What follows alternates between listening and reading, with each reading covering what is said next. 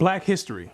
According to the public school system, Negroes were brought to America in 1619, forced to work as slaves on plantations, until one day this great white man named Abraham Lincoln came along and felt bad for the slaves and signed the Emancipation Proclamation in 1863, which freed the slaves.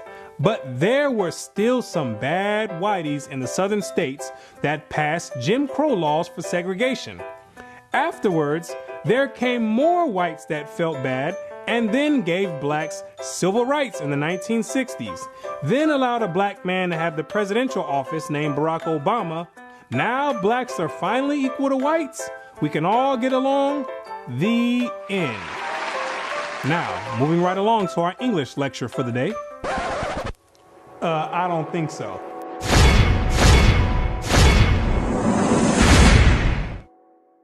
Black history. What do you know about Black history? Let me ask you a question. Prior to the transatlantic slave trade in the 1600s, what was your nationality? What did you call yourself? Some may say African. Well, Africa is a continent, and in that continent, there's over 47 different countries in there. Which one do you come from? What language did you speak prior to the 1600s? Was it English? There's over 1,500 dialects being spoken in the land of Africa. Pick one. What clothing did you wear?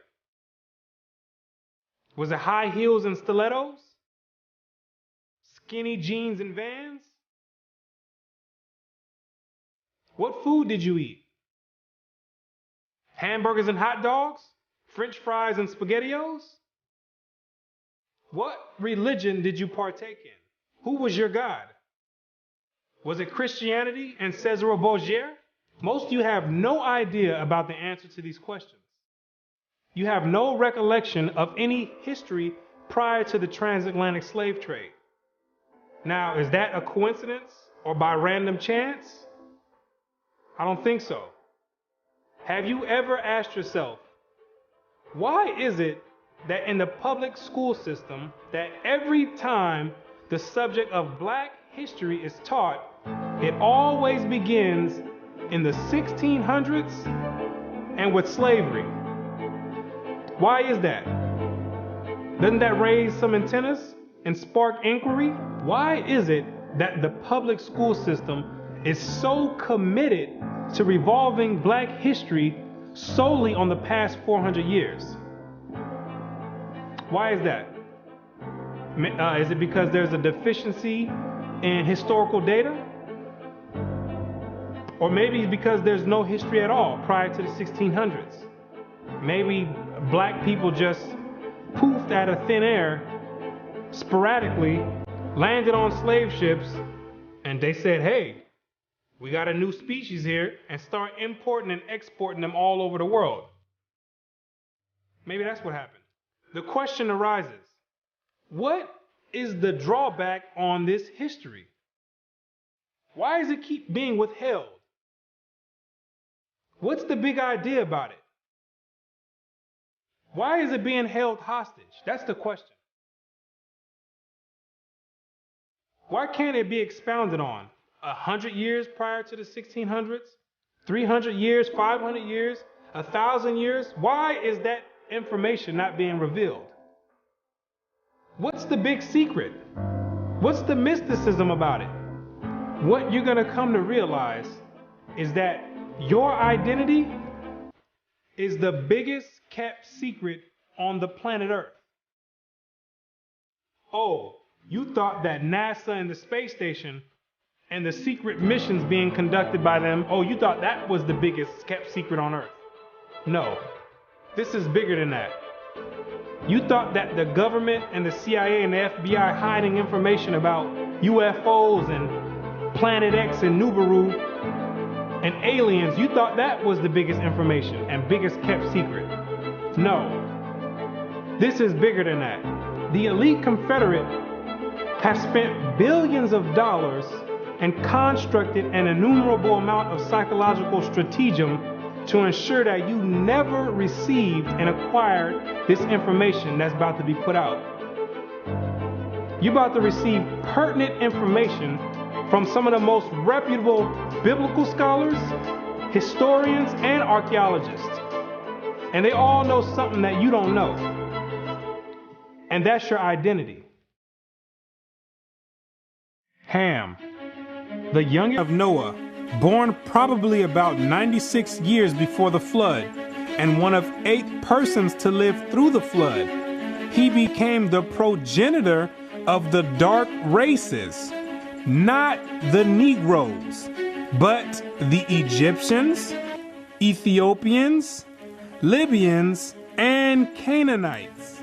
Wait, the churches and the pastors, which are set up by the government, all teach in unison a doctrine that all black people come from the seed of Ham. But once you open up scholastic sources, you'll find out that the biblical scholars say something totally different from what's taught in Orthodox Christianity. What do they mean by Ham is the father of the dark races but not the Negroes? The Negroes themselves are a dark race of people, so how can you say that Ham is the father of all these dark races and exclude the Negroes? What are the biblical scholars trying to convey? What the biblical scholars are saying is that you're not African. There's only 4 families according to the Bible that make up the native population of Africa, or the land of Ham. And the biblical scholars know that you don't descend from any one of those 4 families. In order to write that in a scholastic and academic book, the biblical scholars have done extensive and thorough research on both the so-called Negroes and the Africans, the native Africans. And they came to the conclusion after the extensive research that the Negroes don't have anything to do with the native Africans at all. They're 2 totally separate people. In the 1840s, Morton collaborated with George R. Gliddon, an Egyptologist, who provided him with mummy heads and information about the racial significance of Egyptian tomb inscriptions.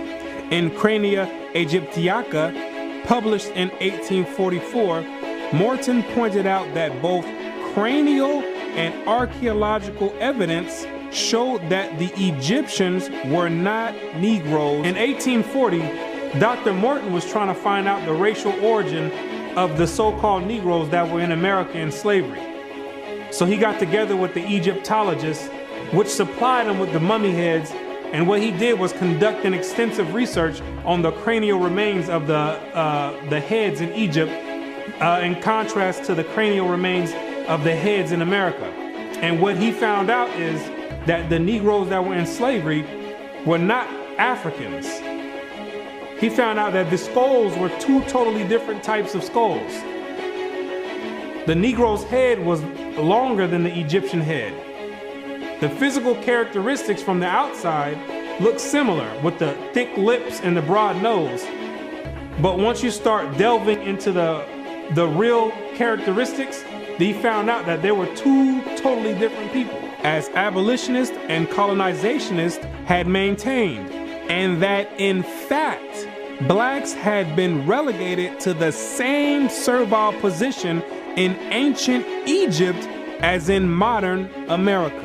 But what Dr. Morton did discover is that the Negroes that were serving slavery in America served the same position and servitude in ancient Egypt when they matched other skulls and other cranial remains in Egypt. They said these are exact matches. So what are the scholars saying? What you're going to find out is that they're saying that you are the biblical Israelites. Yes, you're the same exact people that served slavery in the land of Egypt. You're the same exact people that God sent Moses to go redeem under the hand of Pharaoh. You're the same exact people. And when you read the Bible, you'll find out that slavery is a central theme in the Bible. It's a reoccurring theme with the Israelites. The Israelites cannot run away and get away from serving slavery. It continues to happen over and over, all the way up until today. You came out of Egypt as slaves. came down into the land of Israel, no sooner as you got there, then you had the Assyrians come, capture the land of Israel, and take you and make you slaves. In the 9th year of Hoshea, the king of Assyria took Samaria and carried Israel away into Assyria. You came out of the land of Assyria, went back to the land of Israel. Then the Babylonians came, which are the modern day Ethiopians, the Cushites, came to the land of Israel and made you slaves. So all Israel were reckoned by genealogies. And behold, they were written in the book of the kings of Israel and Judah, who were carried away to Babylon for their transgression. You came out of the Babylonian captivity, went back to the land of Israel. Then the Persians came on down there, took the Israelites and made you slaves. For we were bondmen, yet our God hath not forsaken us in our bondage, but hath extended mercy unto us in the sight of the kings of Persia. You came back from the Persian Medo captivity, went back to the land of Israel, rebuilt the temple up. Then the Greeks came on down there, took you and made you slaves, and to entreat them that they would take the yoke from them. For they saw that the kingdom of the Grecians did oppress Israel with servitude. After you came from the Greek captivity, you went back into the land of Israel, rebuilt the temple because the Greeks were sacrificing swine and pig on the altars. No sooner as you came back to the land of Israel, then the Romans came and had you during the time of Christ as slaves. It was so much slavery going on with the Israelites that Jeremiah himself had to ask, is Israel just put on earth just to be slaves? Is that your whole purpose? Just to be servitude to other nations? Is Israel a servant? Is he a homeborn slave? Why is he spoiled? So you might be asking yourself, if the so-called Negro is part of the 12 tribes of Israel, how in the world did you get to the west coast of Africa? And when ye shall see Jerusalem compassed with armies, then know that the desolation thereof is nigh.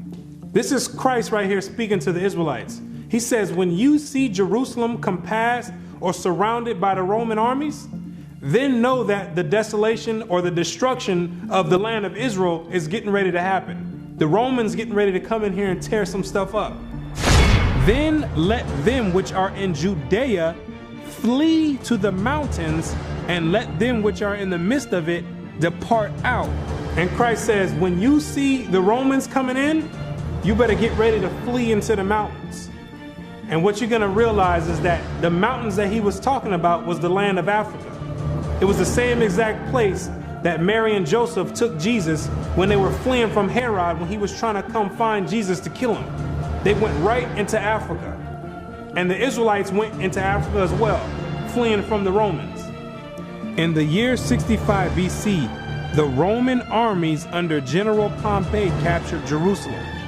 In 70 AD, General Vespasian and his son Titus put an end to the Jewish state with great slaughter. During the period from Pompey to Julius, it has been estimated that over 1 million Jews fled into Africa, fleeing from Roman persecution and slavery. The slave markets were full of black Jewish slaves.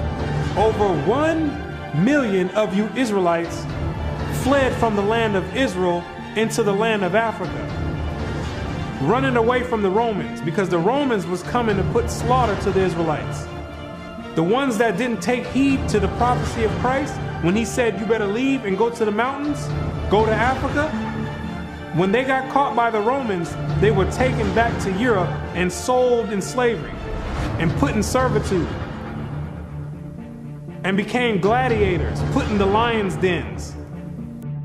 The pagans and the Romans attacked the Jews indiscriminately. Both the Jewish soldiers and the uninvolved peaceful population without mercy. As a result of this merciless attack, Many Jews fled to those parts of northwest Africa known as Tunisia, Algeria, Morocco, and Mauritania. Many other Jews fled to other areas where Rome did not have any jurisdiction. This was to the region of the south, the Sahara Desert, and the Sudan. Grazel says, such is the explanation of how the Sahara Desert first acquired Jewish tribes, toughened by a fighting tradition and possessed of physical characteristics, black, which it is said still makes them approximate very closely the original Jewish population of Palestine. And after migrating from Israel and dwelling on the northwestern parts of Africa, after you were fighting vigorously with the Romans, you had no choice but to start migrating to the southern regions of Africa, where the Romans didn't have any jurisdiction. Because the Romans were relentless and they were adamant about putting all Israelites to death. So in order to get any type of peace, the Israelites had to start migrating to the sub-Sahara parts of Africa. The scholars know this for a fact. The biblical scholars know this for a fact. They know all the history of the Israelites and their migration patterns. Whatever may be thought of the more or less mythological traditions connected with the earliest Jews in North Africa, it is now practically an established fact that a Jewish nation, Jewish at least in faith and perhaps too in origin, long held sway south of the Sahara. In later centuries, Jews are believed to have settled in Western Africa during the height of the Songhai, Mali, Ghana, and Kanem-Bornu empires. According to accounts from explorers of the region, several powerful Jewish families of the Songhai Empire were of Jewish origin. Some accounts place West African Jewish communities in the Andu Forest of Dahomey, south of Timbuktu.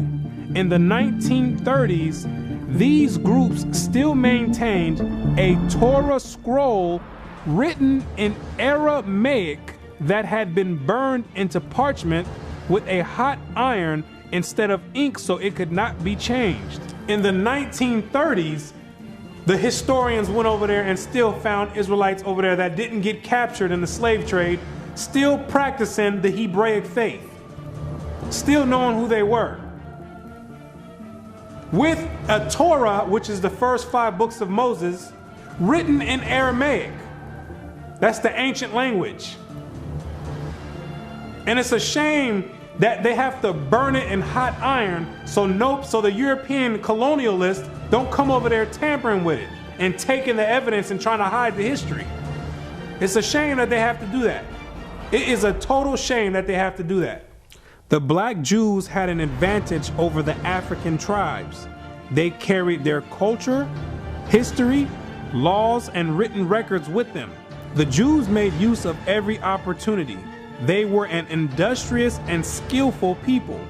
In the Jewish Ghanaian states were found kings, princes, governors, generals, secretaries, treasurers, revenue agents, judges, architects, engineers, doctors, historians, language interpreters, mathematicians, jewelers, sculptors, masons, carpenters, painters of art, goldsmiths, leather workers, potters, armorers, saddlers, blacksmith, agriculturalists, etc.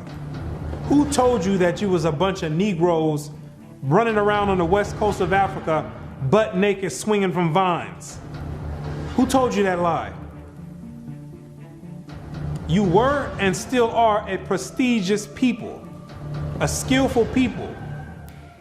The decline of Jewish communities of the West African Maghreb most likely began with the influx of Arab invaders into North Africa starting in 640 CE and later into West Africa in the 1300s and 14 CE. So after you had established communities and empires on the west coast of Africa, after the 7th century, that's when Muhammad and his band of thugs came down there to the West Coast with the Quran in one hand and a sword in another one. And they were forcibly converting the Israelites into that nonsense Islam. Yeah, I said it, nonsense Islam, because that's not what we were dealing with. That's the Arabs' religion. That's not what we were dealing with. And that was the decline of the Hebraic community over there in the west coast of Africa. And that was the forefront in the beginning of the slave trade. Yea, and what have ye to do with me, O Tyre and Zidon, and all the coast of Palestine? Tyre, Zidon, and the coast of Palestine, those are all ancient Africans that God is referring to. Will ye render me a recompense? And if ye recompense me, swiftly and speedily will I return your recompense upon your own head. Because ye have taken my silver and my gold, and carried into your temples my goodly pleasant things.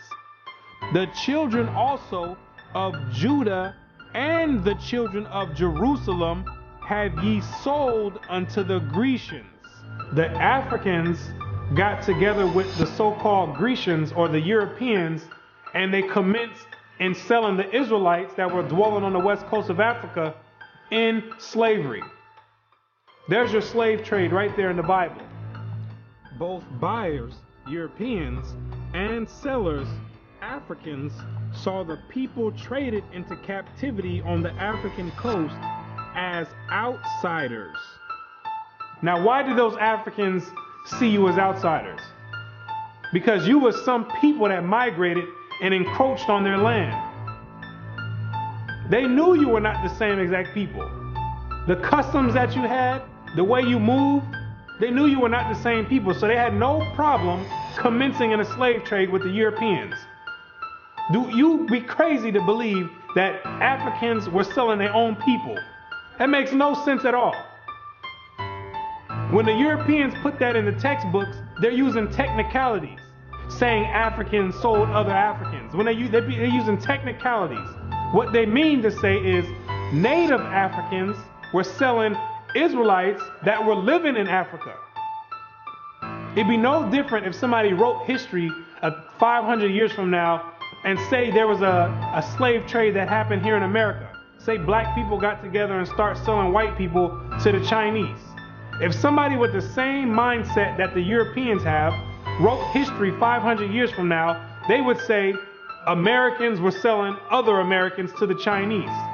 When it's two totally different nation of people living in America. You can't just say Americans sold other Americans. Two totally different people. It's the same exact scenario on the west coast of Africa. There are both oral and written explanations that trace the origin of the Igbo. And the most tantalizing is an association of the Igbo to the Hebrew race. This assumption is based on the fact that Igbo culture has many similar traditional customs like that of the Jews. Similar customs are observed in marriage negotiations, childbirth and circumcision, restitution, attitude to totem animals and taboos, as well as hospitality to others, especially to strangers, etc. The Igbo are therefore said to be the split and lost group or tribe of Israel that refused to wander further northeast with Moses, but preferred going down southward. The Igbo people have many Jewish traditions. Naomi Katz, the current Israeli ambassador in Nigeria, and others point to their possible ancient Israelite origins. See, the scholars, they've done their research on the Igbo tribe, extensive research. And they've compared the traditions of the Igbo tribe, and they've matched them up to the biblical traditions of the Israelites. And they said, whoa, these are strikingly similar. The only way that these people could be practicing the Hebraic faith this close is if they were the biblical Israelites themselves.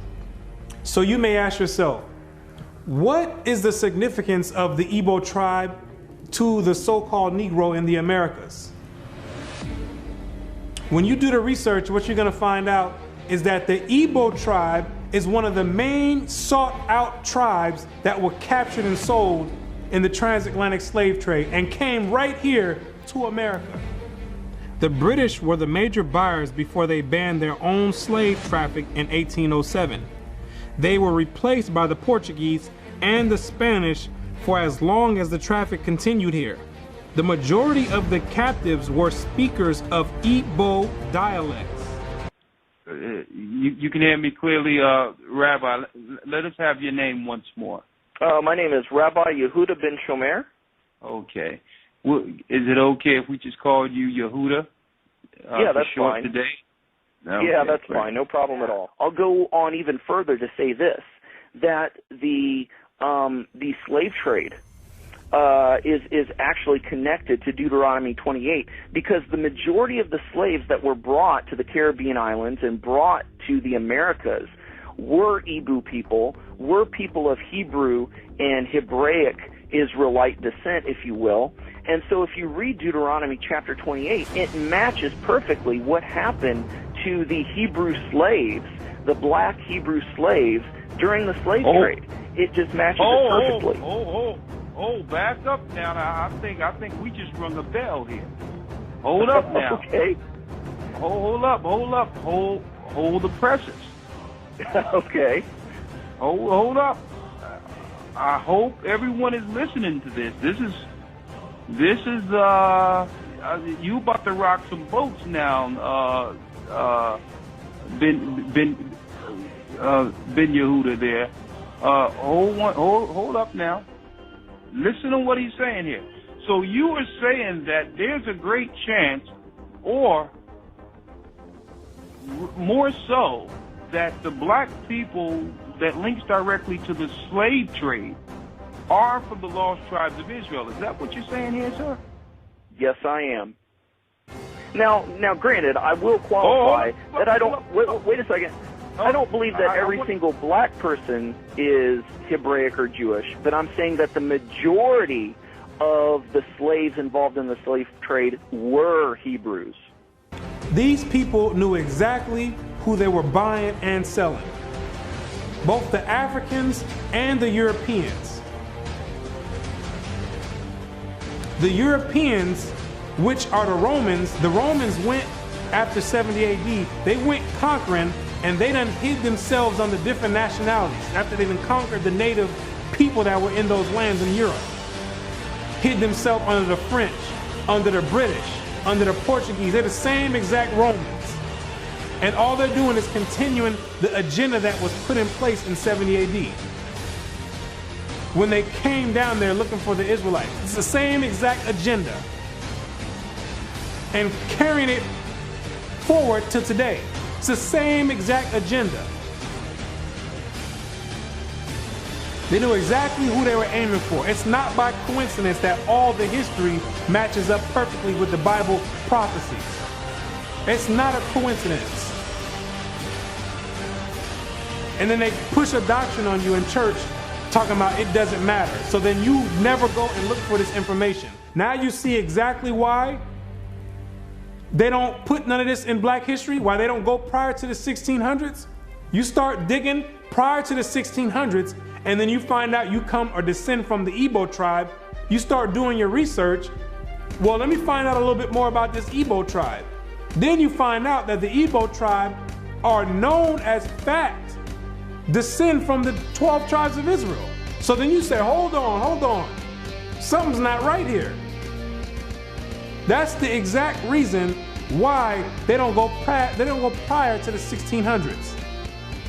You're not supposed to find out this information. They're supposed to keep renaming your nationalities every few years to cause confusion and to have you confused, not knowing who you are. Each year, something else come out. First you called Negro, then you called color. Then 10 years later, they switch it to African American. It's all by design. Now you have to be asking yourself, if you are supposed to be the people of God, the chosen people of God, why is it that he continues to allow you to keep going into slavery after slavery after slavery? And why does he have you building up everybody's civilization off of the back of your slave labor. And it shall come to pass, when thou shalt show this people all these words, and they shall say unto thee, wherefore hath the Lord pronounced all this great evil against us? Or what is our iniquity? Or what is our sin that we have committed against the Lord our God? Then thou shalt say unto them, because your fathers have forsaken me, saith the Lord, and have walked after other gods, and have served them, and have worshipped them, and have forsaken me, and have not kept my law. What you're going to realize is that when Moses brought you out of the land of Egypt and you entered into the wilderness, you entered into a covenant with the Most High God, the creator of everything you see in heaven and in earth. You entered in a blood in and blood out agreement with the creator. And he kept his end of the bargain, but you never kept yours. And he took the book of the covenant and read in the audience of the people. And they said, all that the Lord hath said, we will do, and be obedient. And Moses took the blood and sprinkled it on the people and said, behold, the blood of the covenant which the Lord hath made with you concerning all these words. Once Moses sprinkled the blood on you, there was no way out of it. You entered into the covenant. And it shall come to pass, if thou shalt hearken diligently unto the voice of the Lord thy God, to observe and to do all his commandments, which I command thee this day, that the Lord thy God will set thee on high above all nations on the earth. And all these blessings shall come on thee and overtake thee, if thou shalt hearken unto the voice of the Lord thy God. You see, if you kept your end of the bargain, the deal was the Most High was going to set you above all nations on the planet Earth. You know, the same spot that the Europeans have today, that was supposed to be your spot if you kept his laws, statutes, and commandments. But, that means there's a stipulation. There's two sides of the bargain. It shall come to pass, if thou wilt not hearken unto the voice of the Lord thy God, to observe to do all his commandments and his statutes which I command thee this day, that all these curses shall come upon thee and overtake thee. Thy sons and thy daughters shall be given unto another people, and thine eyes shall look and fail with longing for them all the day long, and there shall be no might in thine hand. Thou shalt beget sons and daughters, but thou shalt not enjoy them, for they shall go into captivity. The stranger that is within thee shall get up above thee very high, and thou shalt come down very low. Moreover, all these curses shall come upon thee, and shall pursue thee, and overtake thee, till thou be destroyed, because thou hearkenest not unto the voice of the Lord thy God, to keep his commandments and his statutes which he commanded thee. And they shall be upon thee for a sign and for a wonder, and upon thy seed forever, because thou servest not the Lord thy God with joyfulness and with gladness of heart for the abundance of all things. Therefore shalt thou serve thine enemies, which the Lord shall send against thee, in hunger and in thirst and in nakedness and in want of all things. And he shall put a yoke of iron upon thy neck until he have destroyed thee. God says you'd have the yokes of iron on your neck until he has destroyed you. So that means when he takes the yokes of iron off, you were destroyed. When did that happen? in 1863 when Abraham Lincoln signed the Emancipation Proclamation. The yokes of iron came off. But at that time, your whole history had been whipped out of you. When the master gives you something, you take it. He gave you a name. It's a nice name. It's Toby. And it's going to be yours till the day you die. Now, I know you understand me, and I want to hear it. Again!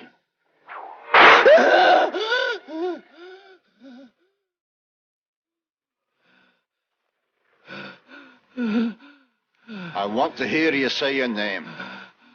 Your name is Toby. What's your name? Gunther.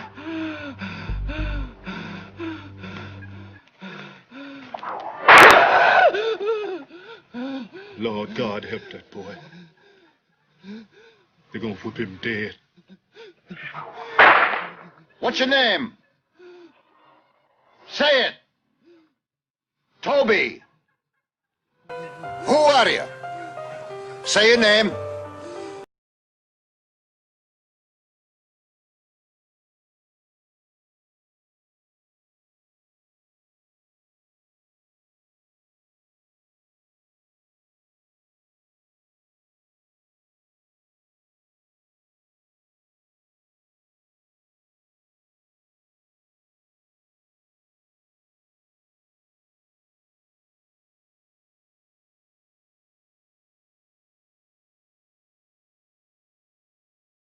His bosom and toward the remnant of his children which he shall leave. You wonder why it's black on black crime?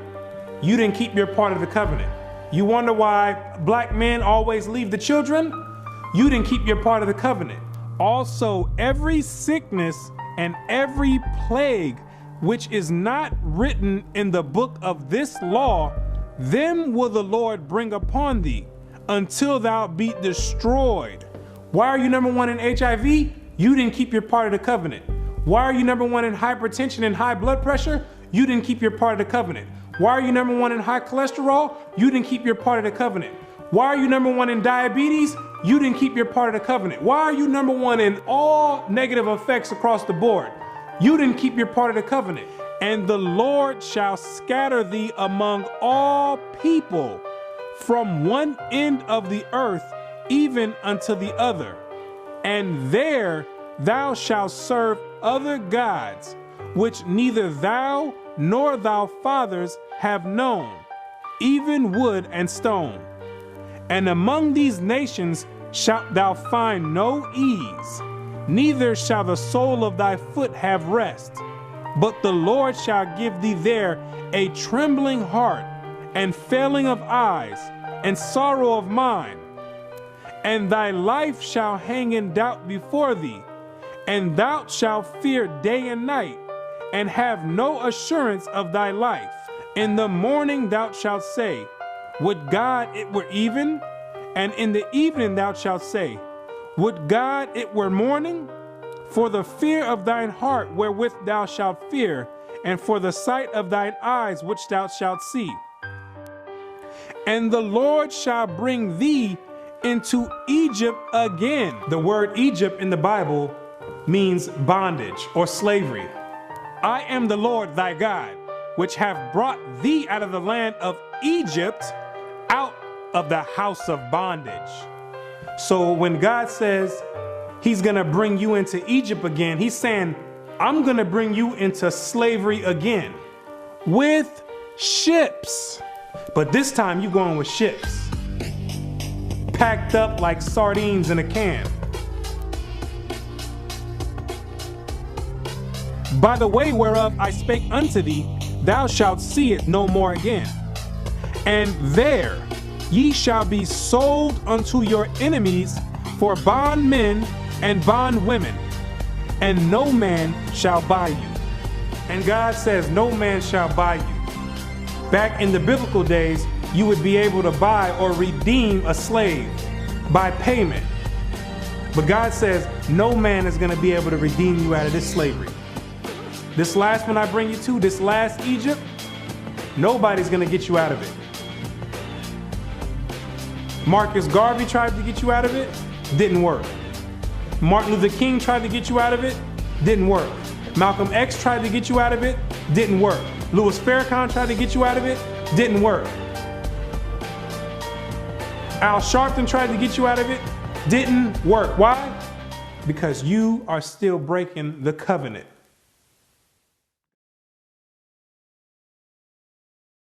If you're the real Israelites, who are these people over there in the land of Israel claiming to be you?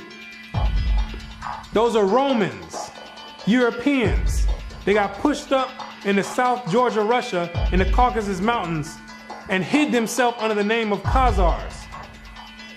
Between the 8th and 9th century, the Khazarian Empire under King Bulan adopted the traditions of the Israelites and mixed it with paganism and called it Judaism. Yes, we know your history too. Then after the Holocaust, which was politically motivated, the elite used that as a pretext to invade the land of Israel and took those Khazarian converts and placed them in that land in 1948. In May of 1948, a new Jewish state, Israel, was born in a bath of blood. Jewish troops routed Arab forces from the city of Haifa in the first of a series of battles that were to reverberate through the years.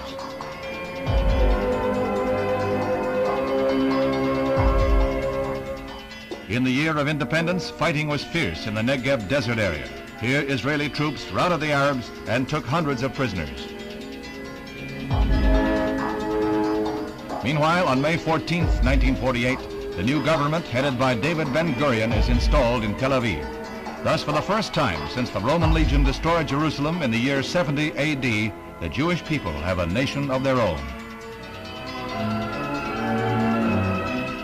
United Nations teams accompany Israeli soldiers under the white flag to retrieve the bodies of soldiers killed in the continuing strife with Arab troops. The UN was able to effect some uneasy pacts calling for a truce, but skirmishes continued to break out. Dr. Chaim Weizmann joined Premier Ben-Gurion in the government. The Jewish patriot became president as Israel went before the United Nations to seek a place in that world body. The Middle Eastern Arabic nations were in violent opposition, and when Israel was voted a membership, they walked out in a body.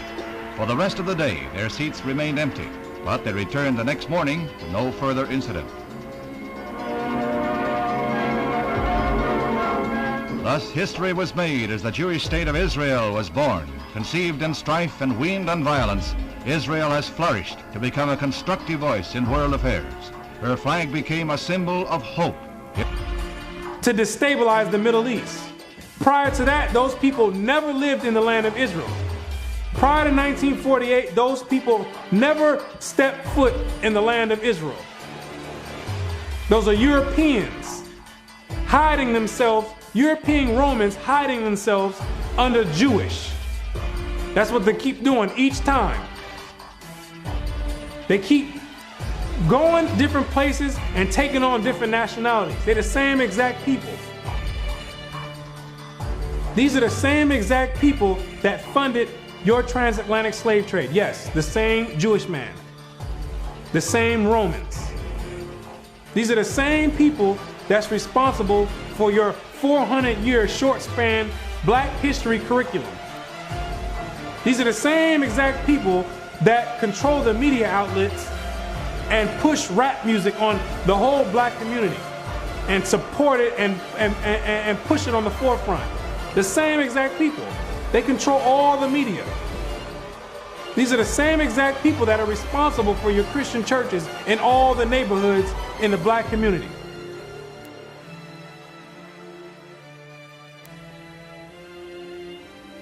The Bible says when the real Jews get in the land of Israel, there will be no more war. Since those converts, Khazarian converts, went into the land, it's only been war. They don't fit the prophecies. They over there dealing with Satan. I know thy works and tribulation and poverty, but thou art rich.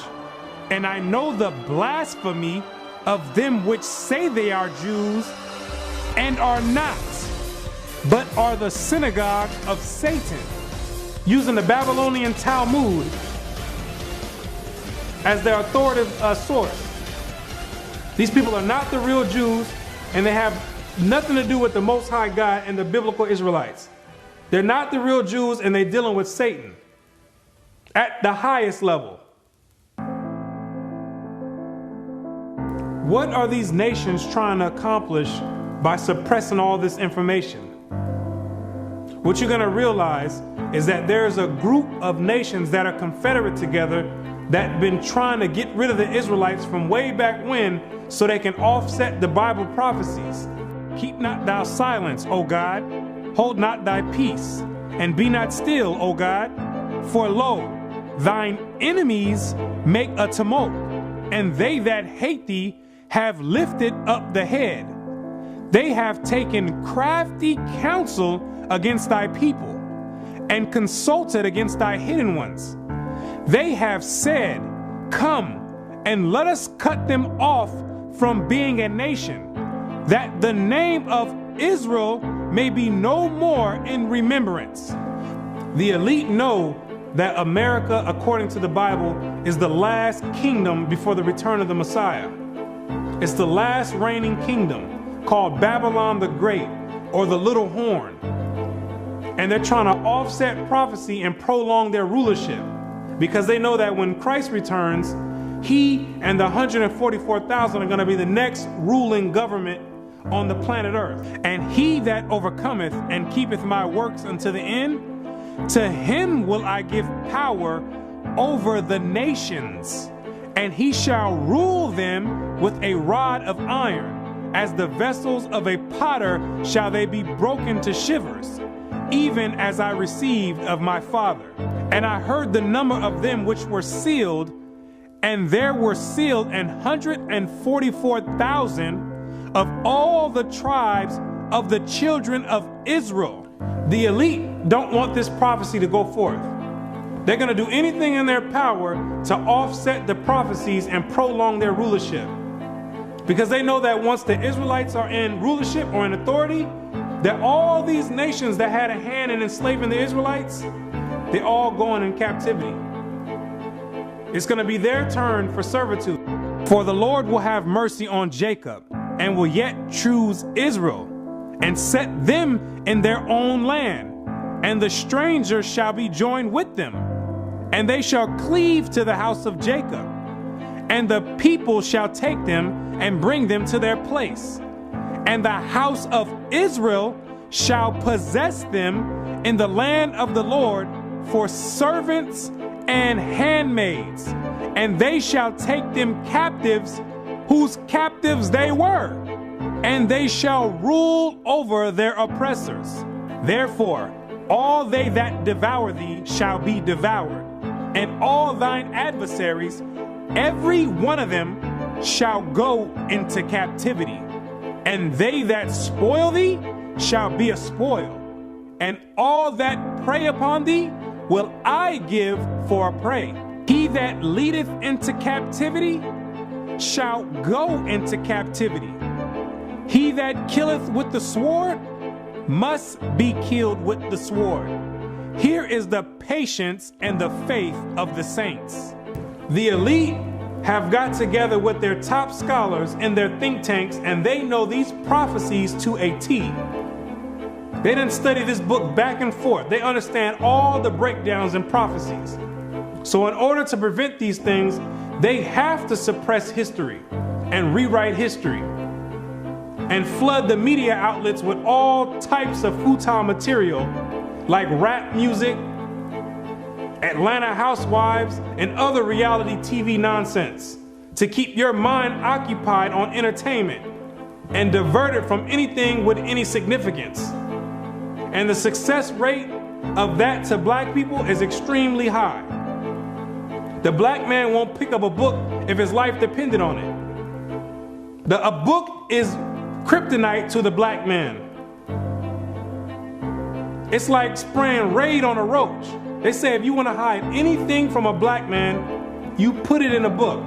But despite these efforts of trying to offset prophecy, There's Israelites waking up all over the world by the thousands, coming up out of sleep and getting rid of these Gentile gods and coming back to the Most High God, the creator of heaven and earth, and keeping their end of the bargain. For the children of Israel shall abide many days without a king, and without a prince, and without a sacrifice, and without an image, and without an ephod, and without a teraphim. Afterward shall the children of Israel return and seek the Lord their God and David their king, and shall fear the Lord and his goodness in the latter days. The kingdom of heaven rulership, the governing body, is being set up right now in the midst of everyone, and nobody even knows it. While America is on an economic decline, God is raising up the ruling government of the kingdom of heaven. He says, even though the children of Israel are as the sand of the sea, only a small remnant are going to be saved from his wrath.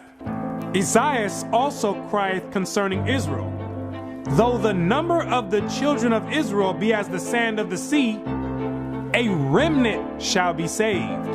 Because the majority of you Israelites are going to be too caught up and bugged out of your mind and caught up in the world and caught up in Christianity to even give the Creator a thought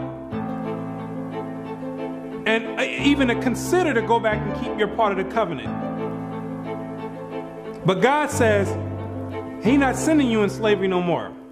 He says if you didn't learn this time from all the captivities you've been under, if you didn't learn from getting your backs whipped, if you didn't learn from being hanged, if you didn't learn from having your sons and daughters sold, He says, I'm not bringing you into captivity no more after America. This is the last captivity. He has another plan for you. You got another punishment coming. It's called the lake of fire.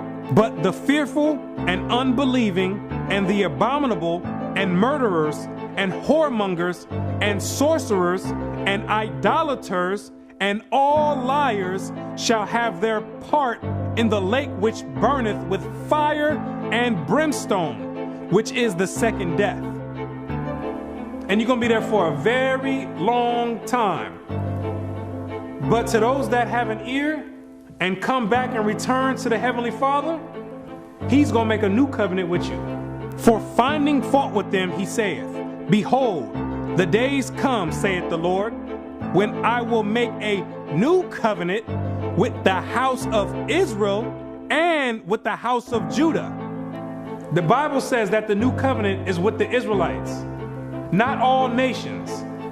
He made the first covenant with you, and He's making the next covenant with you as well.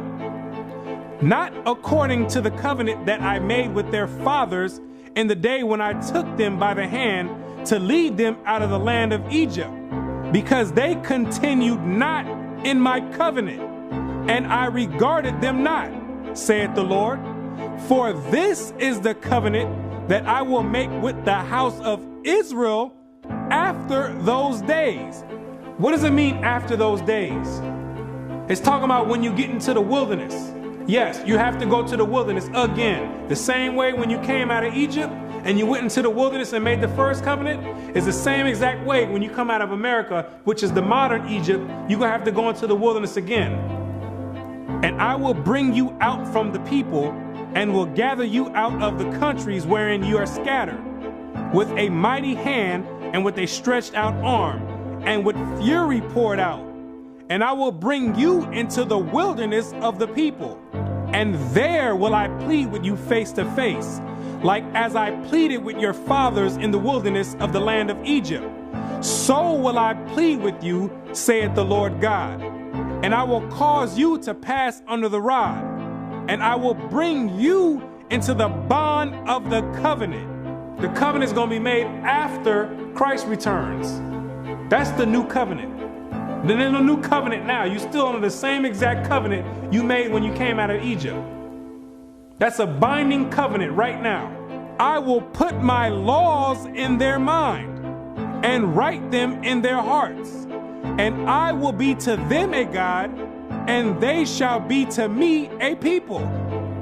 And God says He's going to put His laws in your mind. Yes, those same laws that your Christian church teaches are done away with, those are the laws that are going to govern the kingdom of heaven. The same way America has their laws that govern America, the laws written in the Bible in the first 5 books of Moses, those are the laws that's going to govern the kingdom of heaven. Those are the same exact laws that you promised and made a pact with the Most High saying that you would keep, and you refuse to keep to this day. That this is a rebellious people, lying children, children that will not hear the law of the Lord, which say unto the seers, see not, and to the prophets, prophesy not unto us right things, speak unto us smooth things, prophesy deceits. Yet the number of the children of Israel shall be as the sand of the sea, which cannot be measured nor numbered. And it shall come to pass that in the place where it was said unto them, ye are not my people, there it shall be said unto them, ye are the sons of the living God. In these same exact places where you were scattered for a reproach and called by different names like African American, Negro, and colored people, and where you were told in church that you were a Gentile, in these same exact places, it's now being told to you that you're actually the children of Israel. Prophecy is being fulfilled right now. It's up to you now to make a choice. Either you're going to come back and keep your end of the bargain, or you're going to still stay out in the world. And if you stay out in the world, the only thing you can look forward to is weeping and gnashing of teeth. The Most High is extending out his hand one last time. It's either you're going to repent and come back, or you're going to die in your sins. You can hang on to whatever you want. You still want to worship the Gentiles' gods? You go for it. The Gentiles can teach that the law's done away with. They wasn't back there in the wilderness, and they wasn't back there with the blood sprinkled on them. They wasn't under a covenant. They weren't back there saying, we will obey. You did. The Most High never gave them no laws to keep, but he gave it to you. He showeth his word unto Jacob, his statutes and his judgments unto Israel. He hath not dealt so with any nation. And as for his judgments, they have not known them. Praise ye the Lord. So there's no punishment for them not keeping the laws. But there's a great punishment for you not keeping it. So it's time to decide. Either you're going to be in or you're out. But now you know who you are.